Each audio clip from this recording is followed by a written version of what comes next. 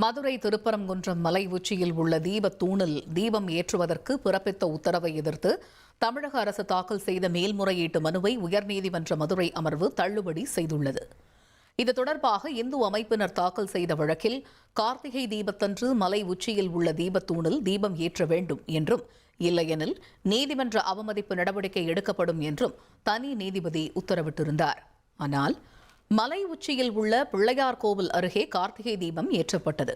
இதனையடுத்து மனுதாரர்களில் ஒருவரான ராம ரவிக்குமார் என்பவரை தாக்கல் செய்த நீதிமன்ற அவமதிப்பு வழக்கை விசாரித்த தனி நீதிபதி மனுதாரர் CISF பாதுகாப்புடன் சென்று தீபம் ஏற்ற அனுமதி வழங்கி உத்தரவு பிறப்பித்தார்.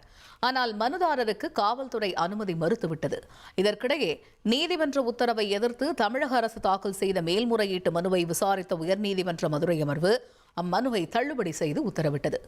மாநில அரசு கடமையை செய்ய தவறியதாலேயே CISF-ஐ பாதுகாப்பிற்காக செல்ல உத்தரவிடப்பட்டது என்றும், யாரையும் தண்டிக்கவில்லை, வழக்கு நிலுவையில்தான் உள்ளது என்றும் நீதிபதிகள் தெரிவித்தனர். மத நல்லிணக்கம் என்பது இருதரப்பும் இணைந்து தங்களுக்கானவற்றை செய்து கொள்வதிலும் செய்ய அனுமதிப்பதிலும் தான் உள்ளது என்றும் நீதிபதிகள் தெரிவித்தனர்.